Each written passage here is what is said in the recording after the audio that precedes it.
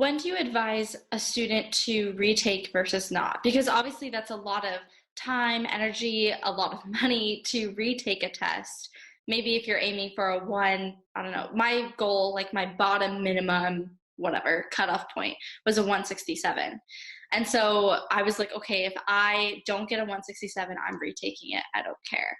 Is that something that's advisable that you see a lot of people doing, or is there another strategy to kind of get around that? I think that's reasonable. I think a 167 also is a good target score to meet or exceed because that puts you in a competitive running for the top 14, depending on what your Right. GPA is, of course. And so I want you to look at what are your target schools, what are your reach schools. And your GPA is probably already set in stone at this point, but your LSAT score is not. And so you can play around. There's a website.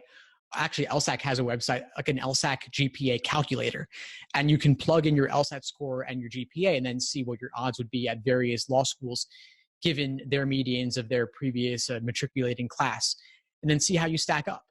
And that's a good way to think about it. But as far as deciding whether to retake or not, you want to consider how much time will you have to study over the next several weeks or months until your target test date? And do you think you can do better? What can you do differently next time around that you didn't do previously? So maybe if your work schedule was busy or your class schedule was busy, maybe you can reduce those workloads a bit so you can increase time devoted to the LSAT. Or let's say you might have a vacation coming up or family obligations.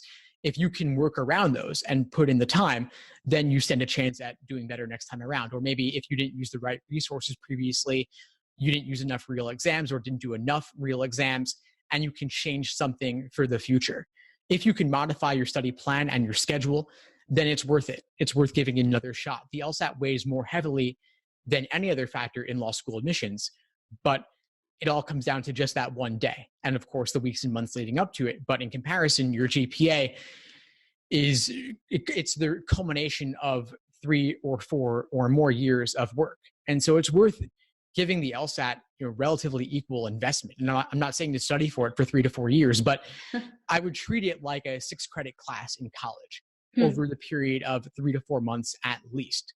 Most people don't spend enough time studying for this. They'll do it in 2 to 3 months because that's what traditional prep classes timelines are like. But I think the LSAT's worth more than that. So if you can invest the time, it's worth it. And that could also get you into a better school or can get you more scholarship money. And so the time investment and the money investment of, let's say, $200 for the LSAT registration and then several hours of time investment, it still is worth it when you consider that you could get $10,000, $20,000 in scholarships or get into a better school.